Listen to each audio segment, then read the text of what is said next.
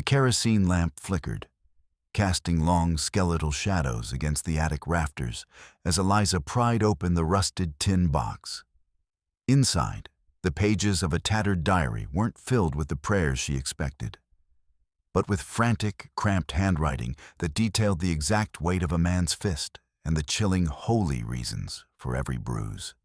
Below her, the floorboards groaned under the rhythmic, heavy tread of her father, Silas, whose voice was currently rising in a melodic, terrifying hymn that echoed through the vents of the house he ruled like a king.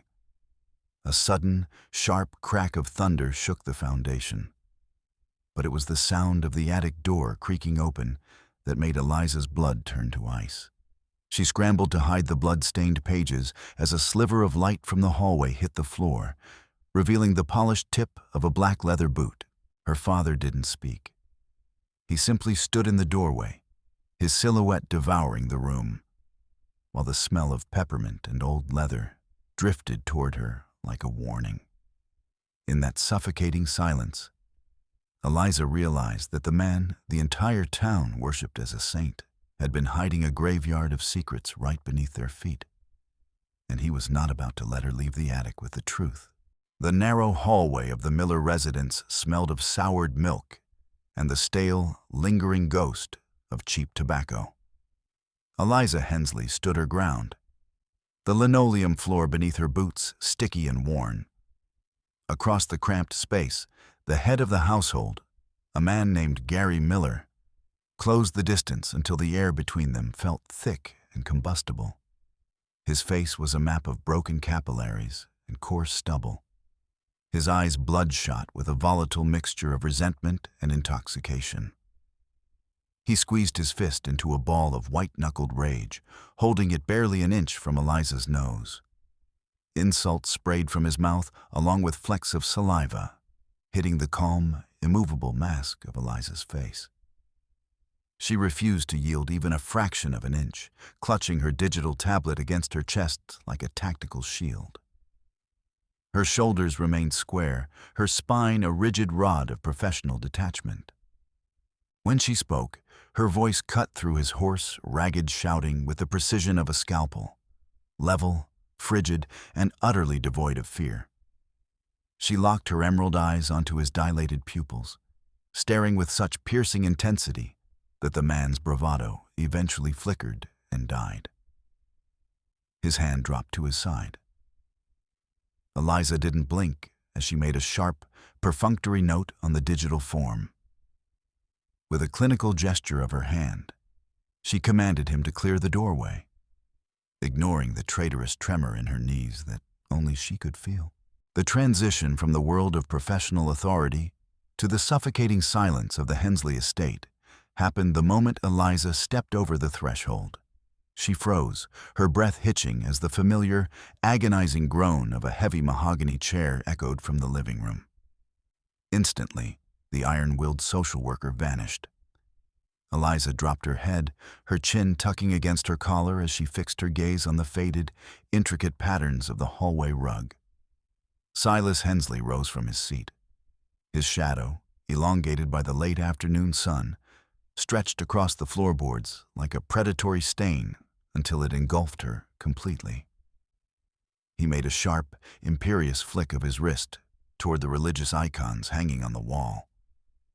Without a word, Eliza sank to her knees right there in the entryway. The hardwood floor felt like ice against her kneecaps, a familiar ache that signaled the start of her domestic penance. Her palms pressed together, fingers interlacing in a practiced, submissive lock. As Silas began to intone the evening's opening prayer, Eliza's lips moved in perfect, rhythmic synchronization. She breathed as shallowly as possible, trying to become a ghost in her own home. The spark of defiance she carried in the streets of Green Valley had been snuffed out, leaving only a gray, hollow shell that lived and died by the movement of Silas Hensley's lips. Silas began a slow, predatory circuit around her kneeling form. The toe of his polished black boot brushed against the hem of her denim skirt, a casual reminder of his proximity. He stopped, and extended a long, bony finger toward the grandfather clock against the far wall. Its brass hands were frozen exactly 3 minutes past the designated hour for communal prayer, a transgression of time that carried the weight of a mortal sin in this house. Silas spoke, his voice a low, rhythmic hammer hitting an anvil, each word forged in the fires of his own self-importance.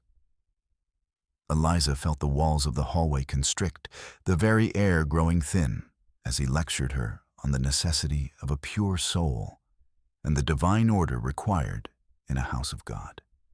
He leaned down, bringing his face so close to hers that she could smell the sharp, medicinal scent of peppermint lozenges and the musky aroma of old, well-worn leather. He reminded her that his authority over the congregation of Green Valley was a house of cards that relied entirely on the absolute, unquestioning submission of those within these 4 walls. Eliza's only response was to squeeze her interlaced fingers until her knuckles turned the color of bone, her silence the only shield she had left. The sky outside bruised into a deep purple as heavy raindrops began to hammer against the roof. Within minutes, a dark, weeping stain appeared on the floral wallpaper of the living room, spreading like a bruise. Silas looked up, his lip curling in a sneer of disgust at the ceiling's frailty. He turned back to Eliza with a sudden, sharp energy. He reached for a heavy, rusted lantern and thrust it toward her, his other hand pointing toward the narrow, shadowed staircase that led to the attic. He barked an order for her to fetch the empty galvanized buckets from the mudroom. As the rain began to hiss through the old cedar shingles, Silas commanded her to protect the family archives, stacks of old ledgers and sermons, from the encroaching moisture. Eliza scrambled up the rickety, complaining steps, the lantern swinging in her hand and casting distorted, dancing shadows against the peeling paint. Silas remained below, fastidiously wiping his large hands with a white handkerchief, his voice trailing after her in a series of sharp, biting instructions. Eliza inhaled the thick scent of disturbed dust and rising dampness as she vanished into the black, gaping maw of the attic crawlspace. The attic was a labyrinth of forgotten things, the air so thick with dust it felt like breathing felt. Eliza crawled on her hands and knees across the rough-hewn planks, positioning the heavy basins beneath the steady, rhythmic drips of rainwater. She moved toward the far corner, where the roof's steep pitch met the floor in a sharp angle of shadow. There, illuminated by the guttering yellow light of her lantern, she noticed a peculiar, uneven gap between 2 floorboards. She set the lantern aside and hooked her fingers into the edge of a board that looked particularly weathered. With a groan of protesting wood, the plank gave way. Tucked into the narrow, joist-filled space below lay a dull, metallic object. Eliza reached in and pulled out a heavy tin box, its surface matted with gray dust and pitted with rust along the seams. A small, sturdy padlock held the latch shut. She ran her thumb over the cold metal, her heart hammering against her ribs with such force she feared Silas might hear it from the floor below. She pulled the box tight against her chest, retreating further into the shadows, away from the prying light of her own lantern. Searching through a pile of discarded tools near the chimney, Eliza found a rusted wood chisel. She braced the tin box against a beam and drove the edge of the tool into the shackle of the lock with a desperate, frantic strength. The metal snapped with a sharp, echoing crack. She pried the lid open, the hinges screaming in protest. Inside lay a stack of notebooks with cheap, mottled covers, their pages swollen with decades of humidity. Eliza traced the name written on the inside cover in a delicate, cramped script. Ruth Hensley. A scent of dried, pressed flowers and ancient mold wafted from the box as she turned the fragile pages. This was her grandmother's handwriting, a woman Eliza remembered only as a silent, fading shadow in the background of her childhood. Her fingers shook as she held the first volume up to the lantern's glow. She began to read, her mind tunneling into the ink, oblivious to the roar of the rain on the shingles or the heavy, rhythmic thud of Silas's footsteps pacing the floorboards directly beneath her. The words on the page were a revelation of agony. Ruth had written extensively of her holy submission to her husband. But the reality behind the religious terminology was a chronicle of systematic torture. Eliza's eyes widened as she read descriptions of being held in tubs of ice water for hours to cool the fires of rebellion, and of ropes tied so tightly around the wrists they left permanent, blackened rings in the flesh. She swallowed hard, a dry ache forming in her throat as she realized her grandfather had referred to these acts of cruelty as spiritual cleansings. Every sentence felt like a physical blow to Eliza's own body. The divine guidance Silas often spoke of was revealed to be a thin veneer for a calculated generational terror. On the margins of the paper, she found dark, circular stains, the unmistakable marks of old blood or fallen tears. A cold, paralyzing horror washed over her as she looked at the rafters around her, realizing the very walls of this house had been drinking in Ruth's muffled screams for 40 years. She turned a page, and the name Silas jumped out at her, written with a trembling hand. Ruth described a young Silas standing in the corner of the kitchen, his eyes wide and vacant as he watched his father beat her. Eliza read with a mounting sense of dread how the boy eventually stopped crying, how he began to mimic the exact tilt of his father's head and the sharp, biting cadence of his voice. The diary detailed the first time Silas had ever locked Ruth in the root cellar, an act he performed with a terrifying, stoic mimicry of his father's justice. A cold sweat broke out across Eliza's forehead. She followed the ink trail of a frightened child's transformation into a monster. Silas wasn't just a witness to the violence that had defined their lineage. He was the prize pupil, a man who had absorbed every lesson of cruelty and rebranded it as the highest religious truth. Eliza dropped the notebook as if the paper had suddenly turned into white-hot coal. She stared at the shadows dancing on the attic walls, and for a moment they seemed to take shape. The ghosts of women who had been broken and buried in the name of the Hensley god. A wave of nausea rolled over her. Every memory of her father's righteousness now looked like polished malice, a legacy of blood disguised as a legacy of faith. She gasped for air, her lungs feeling as though they were filled with the attic's suffocating dust. The house, which she had been taught to revere as a sanctuary, now felt like a communal grave for the will and dignity of her kin. She shuddered with a profound, visceral, lozenge-scented disgust for Silas and every object he touched. She clamped her hand over her mouth, stifling a sob that threatened to turn into a scream of pure, unadulterated realization. From the hallway below, a sharp, dry crack echoed, the sound of Silas's palm hitting the banister. His voice sliced through the floorboards, demanding that Eliza descend immediately to report on the state of the archives. She flinched, the tin box nearly sliding from her lap.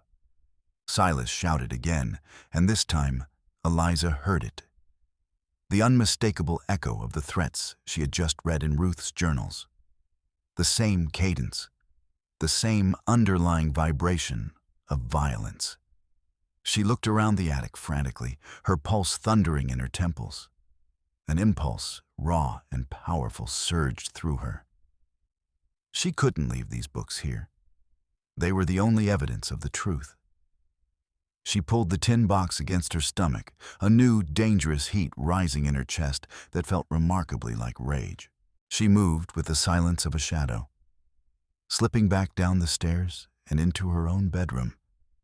She didn't let the floorboards groan. Her eyes scanned the room and landed on her desk, where a disorganized stack of social service files and intake reports sat. With trembling hands, she began to slide Ruth's diaries into the manila folders, nesting them between official affidavits and birth certificate copies. She shoved the empty tin box into the darkest recess of her wardrobe, burying it behind a row of heavy winter coats. It was the first time in 28 years she had directly disobeyed a command from her father. Her face burned with a mixture of terror and exhilaration as she straightened the collar of her blouse. She tucked the final diary under a thick stack of paperwork regarding at-risk families, knowing that the most volatile secret in Green Valley was now hidden in plain sight, right beneath her fingertips.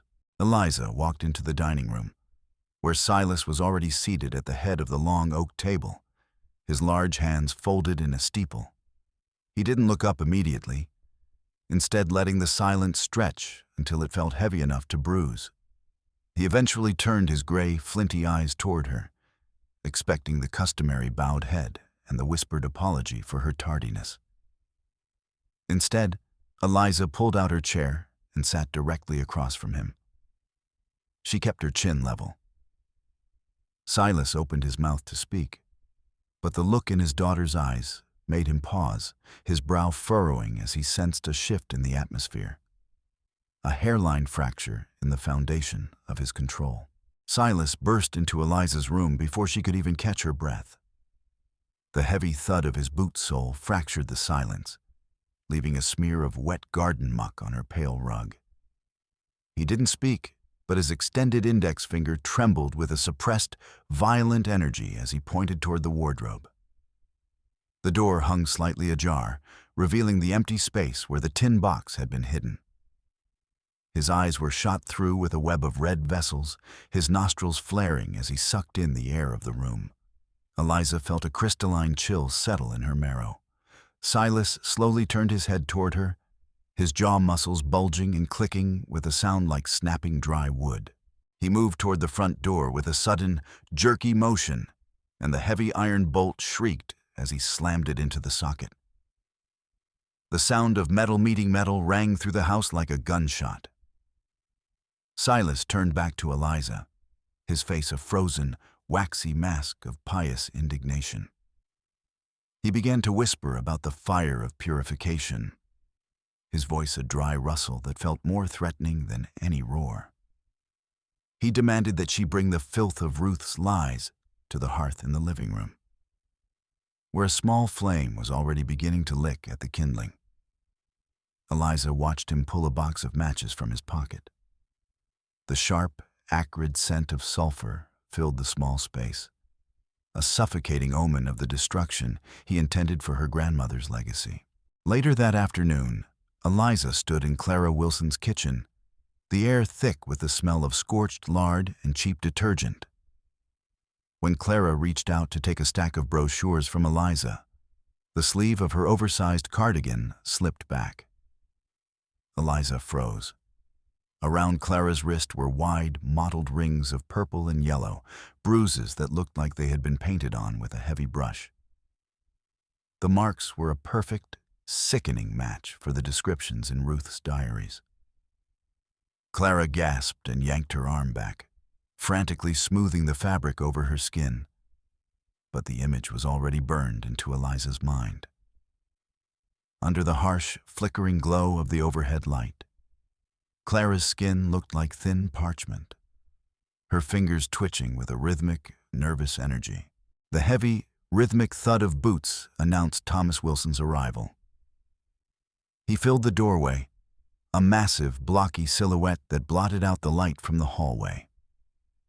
He crossed his thick arms over his chest and began to recite fragments of Silas's sermon from the previous Sunday, his voice a deep, vibrating drone about the divine beauty of a quiet spirit. The vibrations made the spoons in the sugar jar rattle.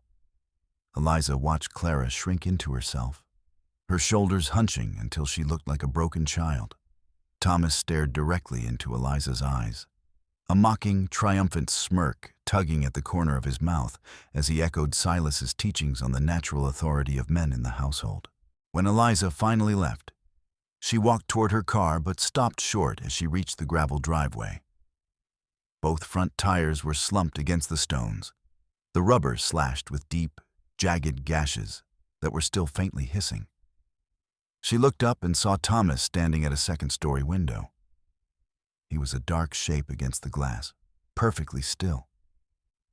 In his right hand, he held a folding work knife, the blade catching the sun and throwing a sharp, blinding glint into Eliza's eyes. He slowly ran his thumb along the edge of the steel, his gaze never wavering from hers. The gravel felt like shifting sand under Eliza's feet as the reality of her isolation in the middle of the Ohio countryside settled over her. The following evening, Silas stood on the raised dais at the community center, surrounded by the grim-faced elders of the Green Valley congregation. The air was a stagnant soup of unwashed wool and wood smoke. Silas pointed a long, accusing finger at Eliza, who stood near the back exit. His voice boomed off the rafters, publicly lamenting the dark clouds of delusion that had settled over his daughter's mind. He spoke of an obsession with falsehoods, intended to stain the memory of their godly ancestors. The elders nodded in a slow, rhythmic unison, their eyes turning toward Eliza with a collective, stony coldness. She felt the weight of their judgment like a physical barrier, a wall of exclusion that stripped away her voice before she could even open her mouth. Silas raised his hands to the ceiling, calling for the spirit of rebellion to be cast out of her. And a low, guttural murmur of agreement rippled through the room. Back at the house, Eliza entered the living room to the sound of rustling paper. Silas was sitting in his armchair, surrounded by the contents of her professional briefcase. He was slowly turning over the pages of her social service reports, his face unreadable. Eliza's heart stopped when she saw a yellowed, tattered corner of Ruth's diary peeking out from beneath a stack of intake forms. Silas looked up at her, his eyes devoid of anything resembling fatherly affection. His fingers tightened, crumpling the edge of a document meant to protect a local child. The silence in the room became a physical weight, thick and suffocating, as he pulled the hidden manuscript into the light. With a sudden, violent motion, Silas ripped a page from the notebook, a page detailing his own childhood cruelties. He lunged forward and grabbed Eliza by the chin, his fingers digging into her jawbone with agonizing pressure. He shoved the crumpled ball of paper against her lips, his voice a hiss of pure venom, as he commanded her to swallow the lies she had tried to preserve. Eliza felt the dry, bitter taste of old ink and wood pulp on her tongue. His breath smelled of peppermint and rot. As she gagged, his grip on her throat tightened, forcing her to swallow the very words that could have set them both free, his eyes burning with a terrifying, ecstatic light. The next morning, a courier arrived at the social services office with a sealed envelope. Eliza's fingers fumbled with the flap, her breath coming in short, shallow bursts. The letter was a masterpiece of cold, bureaucratic prose, informing her of her immediate administrative leave. The document cited multiple complaints of unprofessional bias and harassment filed by both Thomas Wilson and Silas Hensley.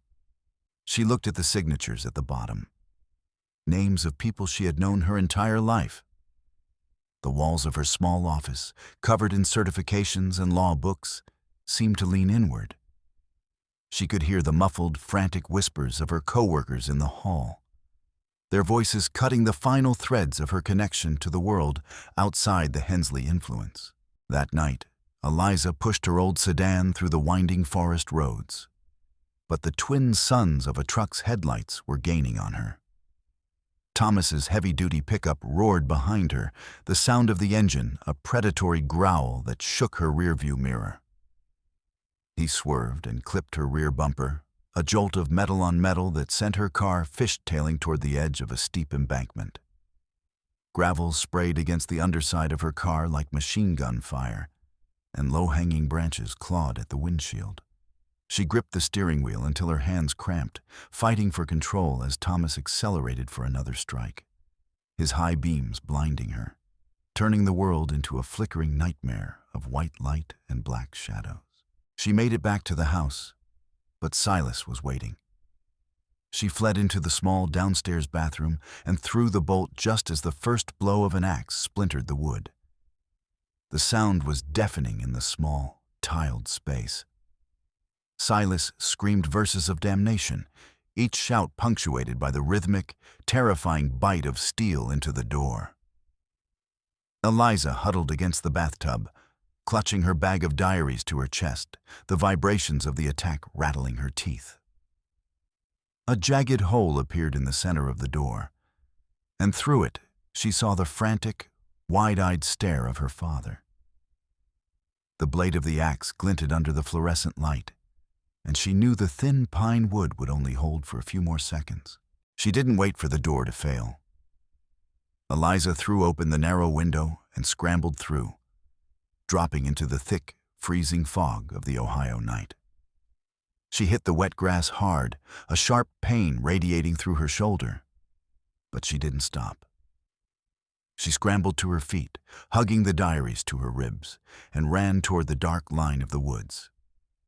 Behind her, she heard the front door of the house fly open, and Silas's voice echoing through the valley, calling her name like a curse. The forest swallowed her in a tangle of pine needles and cold air, and she ran until her lungs burned, never once looking back at the house that had finally become her enemy. Eliza clawed her way through a dense thicket of wild blackberries, the thorns tearing at the skin of her palms and snagging the heavy wool of her coat. The midnight air was thick with the scent of damp earth and pine. She emerged into a small clearing and saw the crooked, peeling silhouette of the Wilson house. She sprinted to the porch and hammered on the heavy oak door, her breath coming in ragged, desperate gasps. There was no sound of footsteps from inside, only a muffled, rhythmic sob and the sharp clack of a deadbolt being thrown. Clara's face appeared briefly behind the distorted glass of the side window, her eyes wide with a primal, glassy terror. She waved her hands frantically, a silent, desperate gesture for Eliza to leave. Her lips moved in a frantic, whispered plea for Eliza to vanish before the heavy, rhythmic thud of Thomas's boots reached the kitchen. Retreating into the shadows, Eliza crouched behind a stack of cordwood and watched the backyard. Thomas was there, hunched over a rusted oil drum that belched thick, oily smoke into the night. He was methodically feeding a fire, and Eliza's heart sank as she saw him toss her leather professional satchel into the flames. The orange light flickered across his face as her identification cards, diplomas, and case files curled into black ash. He used a heavy iron poker to stir the embers, lifting her favorite knitted scarf and watching it shrivel into a charred knot. The smell of burning plastic and expensive bond paper filled the air, a funeral pyre for the life she had built. Thomas looked toward the woods and spat into the dirt, grinding the remaining scraps of her paperwork into the mud with the heel of his boot. As she tried to back away, Eliza bumped into the solid, unyielding chest of a neighbor. From the curtain of trees, Silas Hensley stepped forward, his long black coat making him look like a hole torn in the fabric of the night. He raised a hand, and 4 men from the congregation stepped out of the darkness, forming a tight, suffocating ring around her. They held heavy farm flashlights and shovel handles, the beams of light crossing over Eliza's face and blinding her. Silas spoke her name with a low, melodic sweetness that made her skin crawl. The men took a synchronized step inward, the circle tightening until she could hear the heavy, rhythmic sound of their breathing over the chirping of the crickets. Silas lunged forward and yanked the strap of her shoulder bag so hard the leather burned the skin of her neck. He gave a triumphant grunt as he upended the bag onto the wet grass.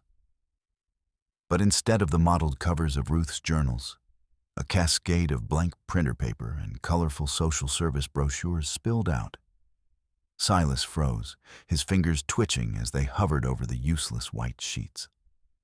Eliza felt a fleeting, sharp spark of triumph, remembering the hollowed-out base of an ancient pine tree half a mile back, where the real journals sat in the dark.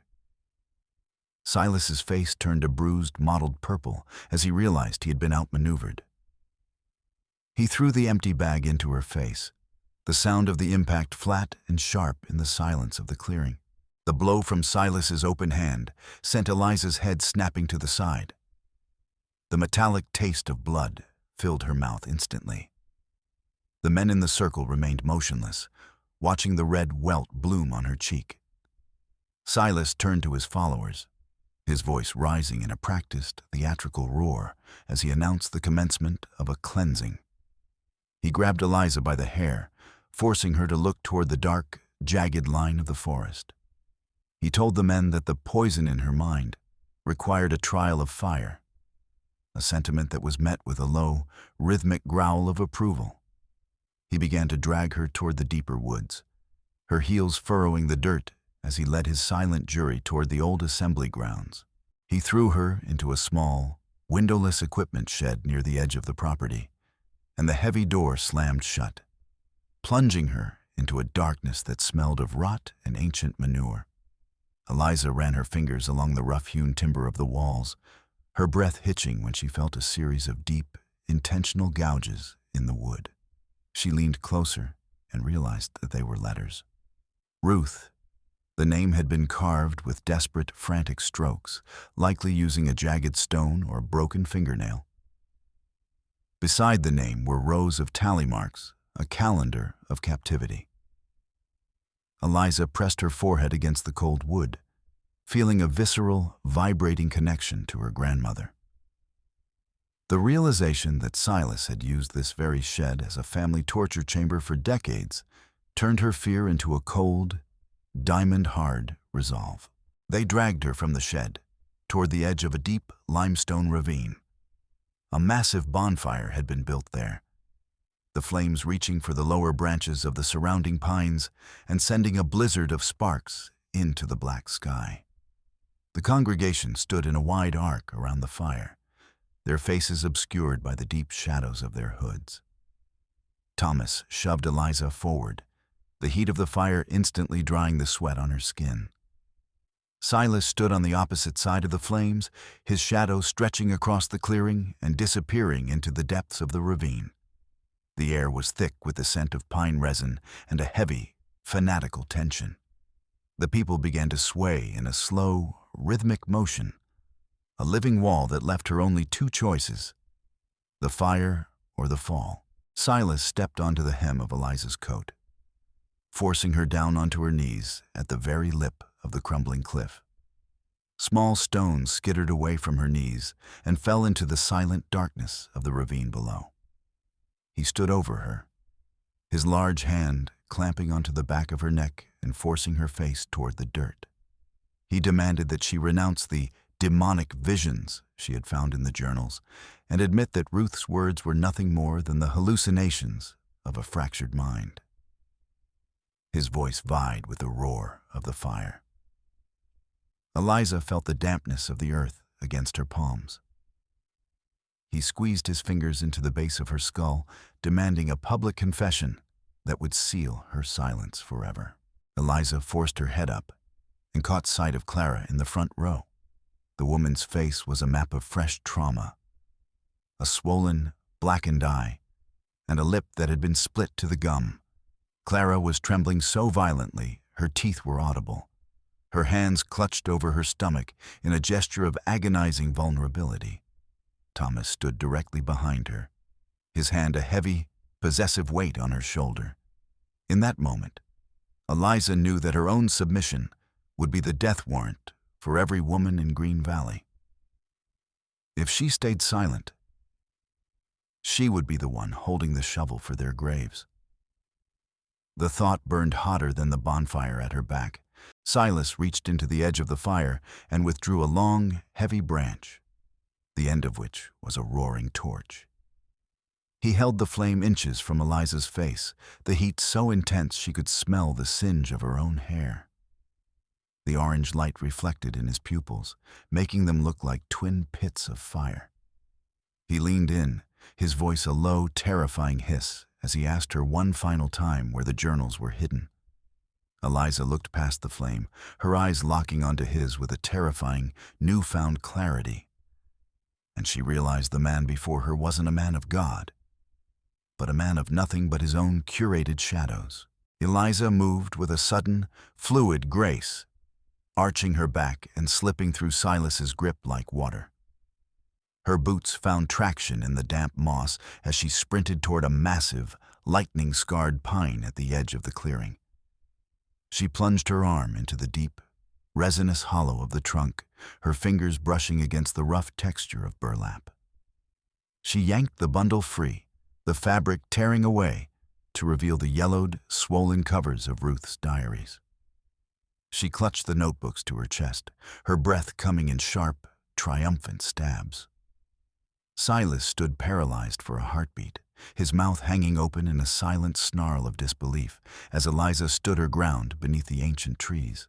She scrambled onto the trunk of a fallen oak that bridged a narrow gap over the ravine, elevated above the crowd. Standing there, silhouetted by the fire, she ripped open the first diary.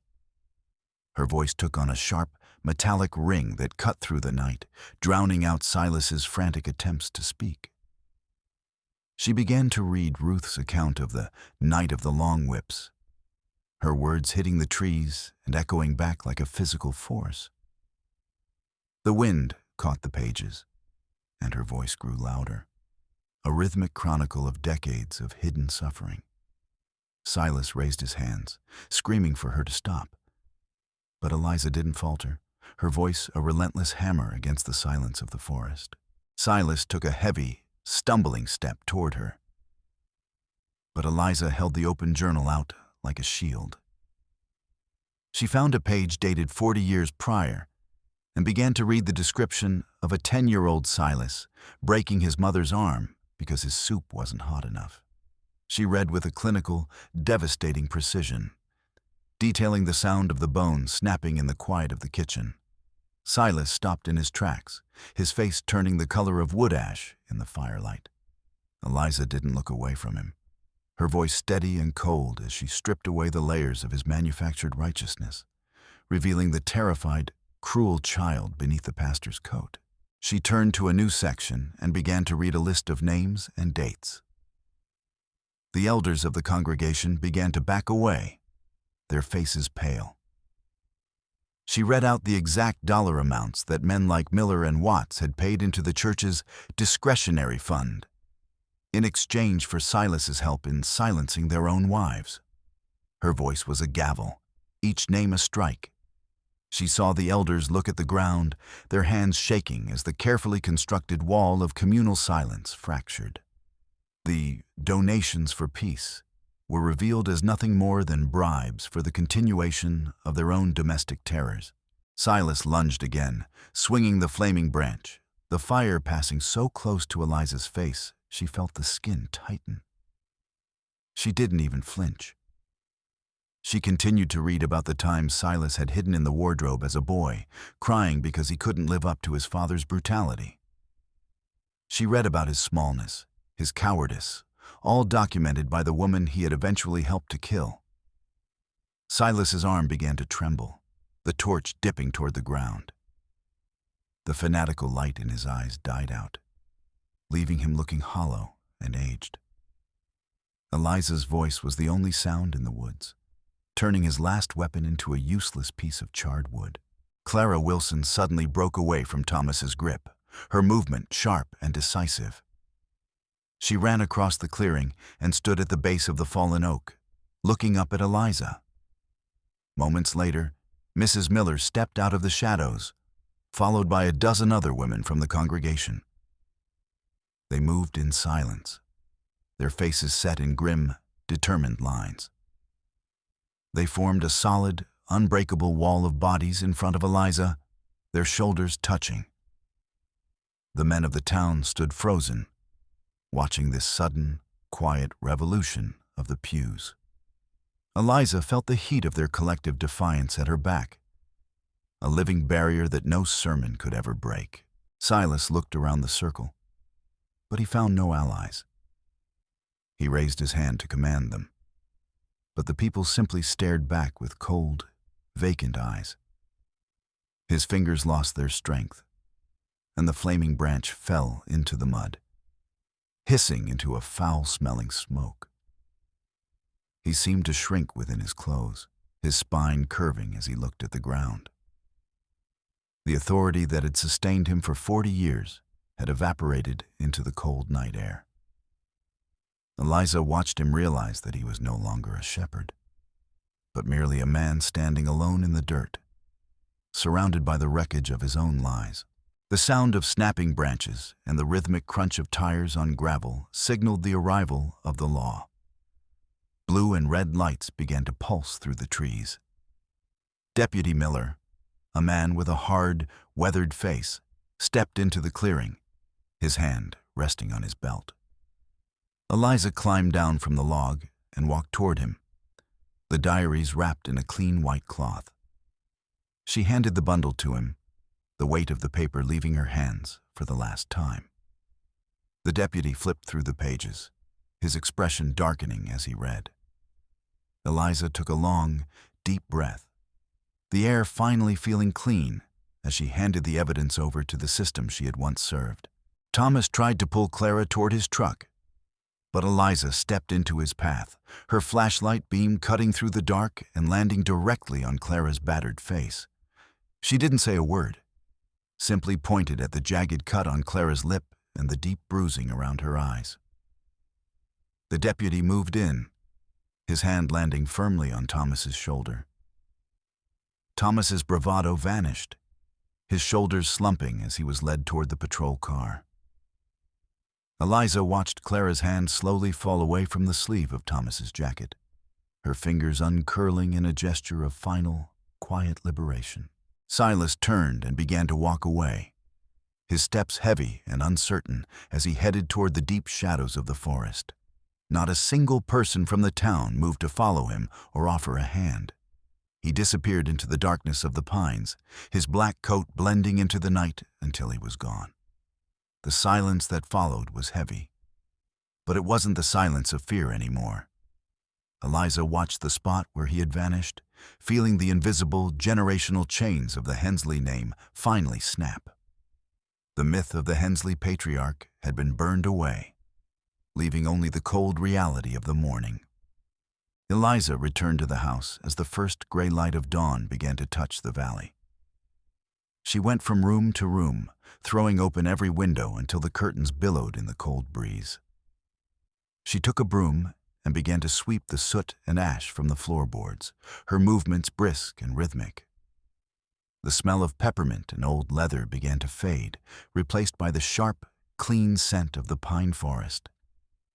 She tore down the heavy, suffocating velvet drapes in the living room, letting the sunlight hit the floor for the first time in years.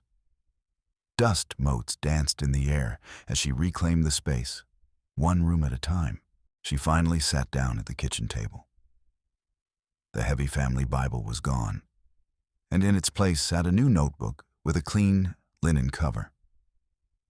Eliza picked up a pen and rested her hand on the first blank page, the paper cool against her skin. Outside the window, the fog was beginning to lift from the fields of Green Valley, revealing a world that looked exactly the same, but felt entirely different. She began to write, her hand steady as she started the first chapter of a story that was finally, for the first time, her own.